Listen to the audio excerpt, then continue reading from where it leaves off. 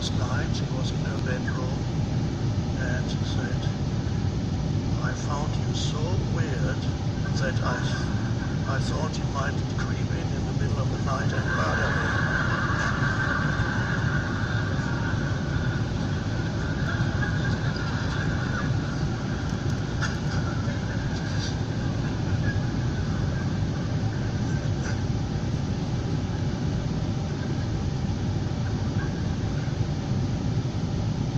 And later she said, living in the same house with you is like living in a float tank.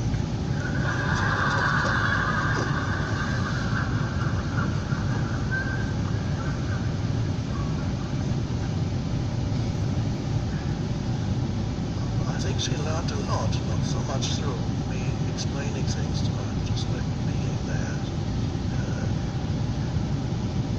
Not that she didn't go through her episodes of erotic reactivity, which is quite normal for most people, but that's fine. So feelings. Now where did the initial feelings that she experienced, that she then believed that they were a correct guide for action? Of course they were not, because they originated in fear, and they also originated in a misinterpretation of reality, which is so easy to do for the mind, to misinterpret another person, to misinterpret a situation. You misinterpret because you see it through the conditioning of your mind. You see it through your beliefs, your prior experiences in childhood. You see it through even other things that have conditioned your mind, maybe even scary movies about weird people who don't say much. And then just when you're having a shower, they creep in.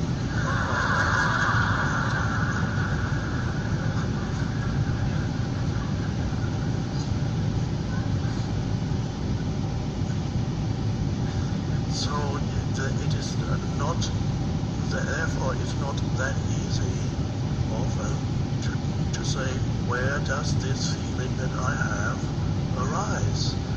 Where does this feeling originate? Now, does it come from a deeper, the intuitive place? Intuition comes out of being present.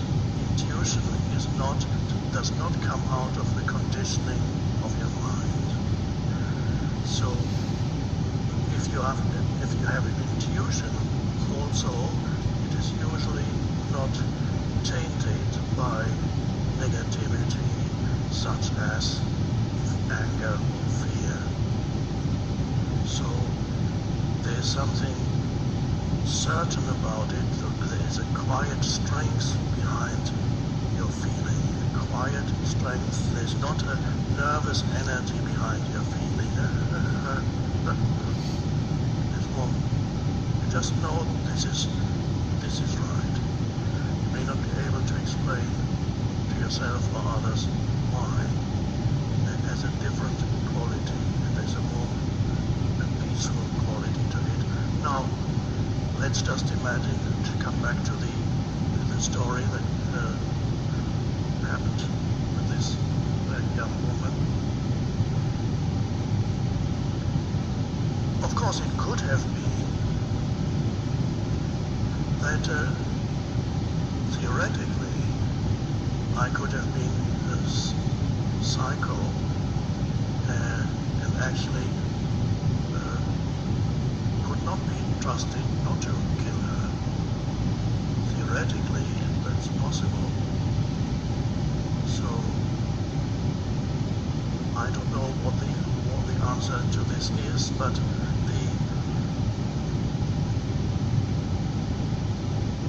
I know from my own life, whenever there is a deep realization of what the right course of action is, it is always, there's a peace with it, and even if there's a psycho there, you know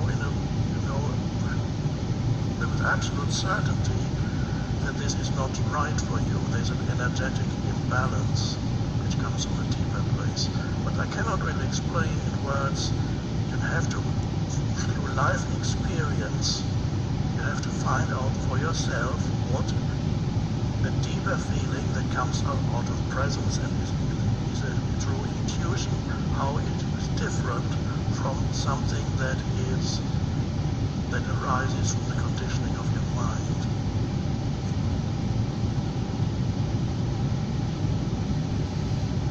Now, a lot of the time, people misinterpret reality because they look at reality through the veil of their conditioning, and that contributes to a huge amount of conflict in life, relationships, and so on.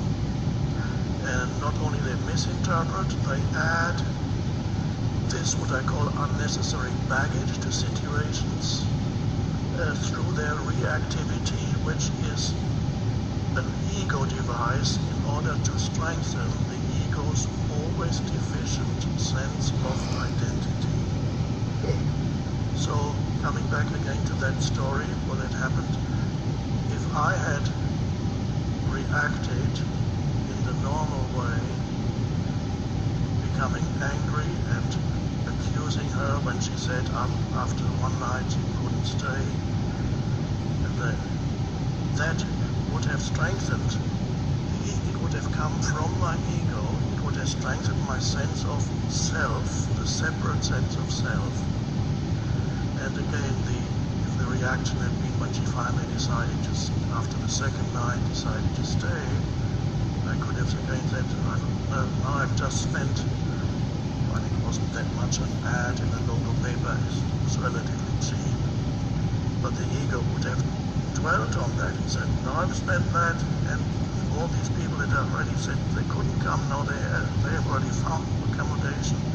I would have again made somebody wrong. The ego loves that, to make somebody wrong, because when you make somebody wrong, and the ego would even explain you're totally justified, because that's not fair. A person shouldn't just change like that. She's just. But instead of saying how people should, you have to just tell this is what it is. You can either accept it or you cannot.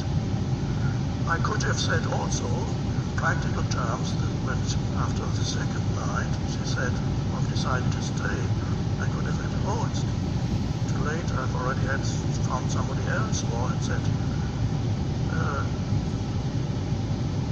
maybe it's better if you do go, because tomorrow night you might again, after tomorrow you might again not want to stay. All these things are possible, but the situation remained simple because of non-reactivity. And this applies to so many cases. Whenever there's some kind of things do not go smoothly because the person does not do what they're supposed to do, and then immediately the ego constructs a narrative, and you know it when you start telling other people about it, that strengthens it. So I could have picked up the phone and said, I have this girl, I rejected 5 other people for her, know what she's done to me. She's going to listen and tell the story. Not so satisfying to the ego. And then the person on the other end says, oh my God, you're so. And then, of course, I could have gone into thinking, oh, maybe she's totally neurotic, maybe she's a psycho. And all spinning tales in the head, all kinds of things. There's a whole fictitious narratives that are taken for reality. And that's how simple things can actually be if you don't add unnecessary reactivity to it. But in order to do that, practice requires you to be present, not to be there as a person, because a person feels easily offended. So if you're there as a person, you get offended a lot. If you go on the internet, you'll find that the world is full of people who are deeply offended.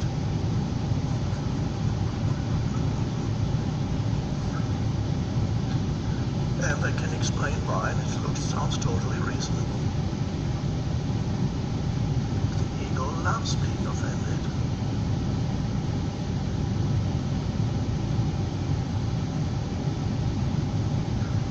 I'm not denying that there may be some remarks that are truly offensive, but that's a relatively small thing. And if it is something truly offensive, again,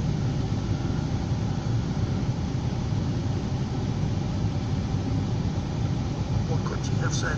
Well, that was truly offensive. He could have said, I can't stay with you because you're too ugly, for example.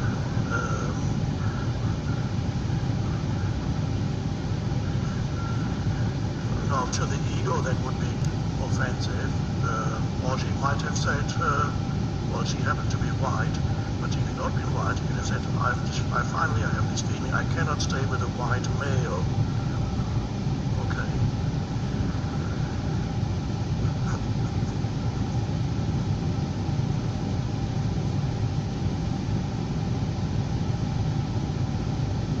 So vigilance is required in your interactions with people.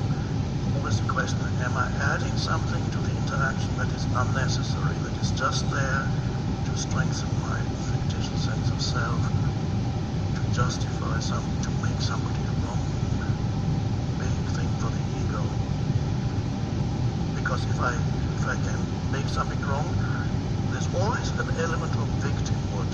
When I make somebody wrong in relation to myself, there's always an element of, may not be the main focal point, but there's an element of me being the victim if I make you wrong. And the ego loves that, because it strengthens itself through that. And if I make somebody wrong, you know what he said and what he did then? Let me tell you about this. Oh, how can somebody do something like that? And this means unconsciously I'm always superior to the other when this happens. When you're telling the story about what somebody did and said to you, you do it because the ego, when you're making somebody wrong, because then you are right. Now you probably all know people in your life when they tell you things, it's always others who are wrong. It's never them. It's very strange. Why is it that I'm always right and others are always wrong? They never ask that question. But that is a mystery of human existence. One of the great mysteries of life is why I'm always right and others are always wrong. I think philosophers haven't explored yet in detail enough, and nobody has resolved this mystery. And everybody should ask themselves, how is that? I must be really superior to everybody.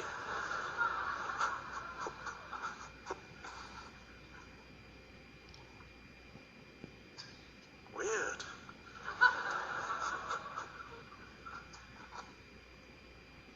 So if you think back the last year or 2 or 3 in your life,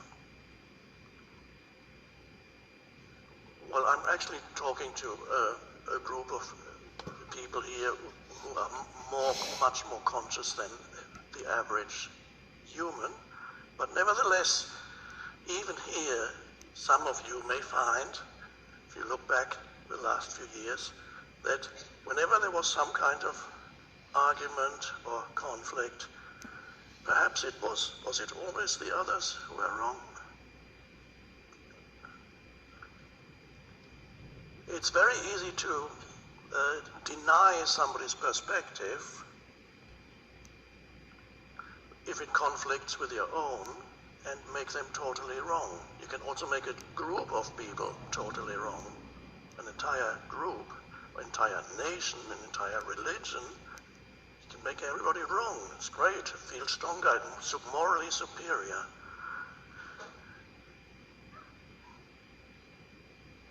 Now, does that mean there are not people who are deeply wrong because there may be people out to deceive you? You might go and buy a second-hand car, and the person is so friendly and kind, and he sells you something that just breaks down the next day.